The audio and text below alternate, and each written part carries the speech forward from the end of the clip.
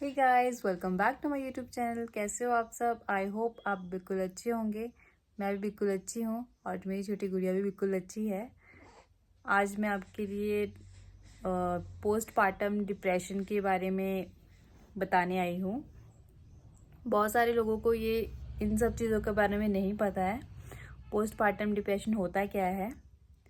Delivery के बाद जब मदर्स बहुत चिड़चिड़ी हो जाती है या फिर बहुत ज़्यादा फ्रस्ट्रेट हो जाती है, स्ट्रेस में हो जाती है, तो उसे जो है हम पोस्टपार्टम डिप्रेशन कहते हैं।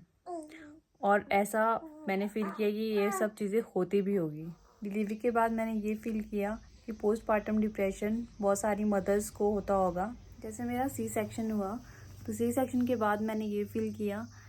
पहले तो मैं वीडियोज़ ही देखती थी कि पोस्टपार्टम डिप्रेशन होता है, बट मैंने फील किया है कि हाँ, ऐसा होता भी होगा। क्योंकि डिलीवरी के बाद आप इतने ज़्यादा कई बार फ्रस्ट्रेट हो जाते हो, आप बहुत ज़्यादा स्ट्रेस लेने लगते हो कि आप बेबी को कैसे फीड करवाओगे, आप कैसे बैठ पाओगे। तो इस हालत में आपको क्या करना है, आपकी फैमिली को बहुत ज़्यादा सपोर्ट करना पड़ेगा आपको। उनको ये फील नहीं करवाना पड़ेगा कि आप अकेले हो। और हस्बैंड्स को भी समझना चाहिए कि इतना ज़्यादा स्ट्रेस हो जाता है डिलीवरी के बाद, क्योंकि वो इतना पेन सह के आते हैं और ये सब चीज़ें नेचुरल है। मैं तो बहुत ज़्यादा थैंकफुल हूँ क्योंकि मेरी फैमिली ने मुझे बहुत ज़्यादा सपोर्ट किया इन दिनों में, और अभी तक सपोर्ट कर ही रहे हैं। मेरे हस्बैंड ने भी मुझे बहुत ज़्यादा सपोर्ट किया है, जिसकी वजह से मुझे पोस्टपार्टम डिप्रेशन फेस नहीं करना पड़ा। डिलीवरी के 1-2 दिन तो मुझे ऐसा फील ज़रूर हो रहा था अपनी बेबी के लिए, क्योंकि मैं अच्छे से बैठ नहीं पा रही थी और अपने बेबी को ठीक से फीड नहीं करवा पा रही थी।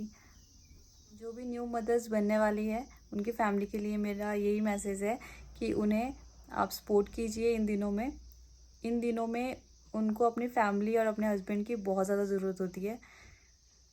वो पोस्टपार्टम डिप्रेशन फेस ना करे, तो इसके लिए आपको उनका बहुत ज़्यादा ख्याल रखना पड़ेगा। पोस्टपार्टम डिप्रेशन एक ऐसी चीज़ है कि जो मदर्स होती है वो कई बार इतना स्ट्रेस ले लेती है और इतना ज़्यादा वो सोचने लग जाती है अपने बच्चे के बारे में, इतना ज़्यादा कि वो कभी कभी अपने बच्चे को भी हार्म पहुंचा सकती है।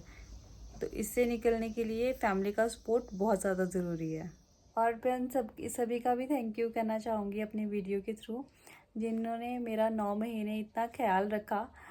और बहुत ज़्यादा थैंकफुल हूँ मैं उन लोगों का भी जिन्होंने मुझे काफ़ी ज़्यादा बताते रहे कि क्या क्या करना चाहिए मुझे। और ये मेरी फ़र्स्ट प्रेगनेंसी थी, तो मुझे इतना ज़्यादा पता नहीं था। मुझे मेरी प्रेगनेंसी जर्नी के 9 महीने हमेशा के लिए याद रहेंगे, जिन्होंने भी मुझे सपोर्ट किया है, जिन्होंने भी मुझे गाइड किया है। और प्रेगनेंसी के बाद भी मुझे सारी चीज़ें याद रहेगी।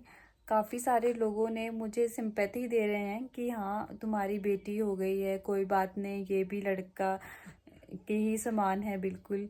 तो मैं उन लोगों को ये मैसेज भी देना चाहूँगी कि मैं तो बहुत ज़्यादा खुश हूँ और मैंने बहुत सारी मन्नतें की थी कि मेरी बेटी हो जाए, और मैं बहुत ज़्यादा खुश हूँ कि मेरी बहुत प्यारी सी बेटी हुई है। मुझे समझ नहीं आता कि बेटी मेरी हुई है और टेंशन लोगों को हो जाती है कि इनकी बेटी हुई है।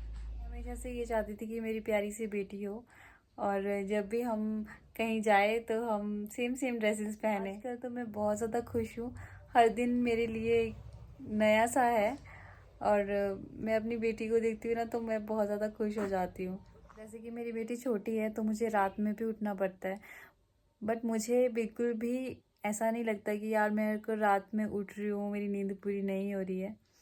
क्योंकि जब भी मैं अपनी बेबी का फेस देखती हूँ ना, तो मैं उसका हंसता हुआ फेस देख के मैं भी खुश हो जाती हूँ। तो यही था मेरा आज का वीडियो। आई होप आपको मेरी वीडियोस अच्छी लगती है, और जो मेरे चैनल में नए हैं वो मेरे चैनल को जल्दी जल्दी सब्सक्राइब कीजिए, मेरे ब्लॉग को शेयर कीजिए, कमेंट कीजिए। फिर मिलूंगी एक नए ब्लॉग के साथ। तब तक के लिए अपना ख्याल रखिए।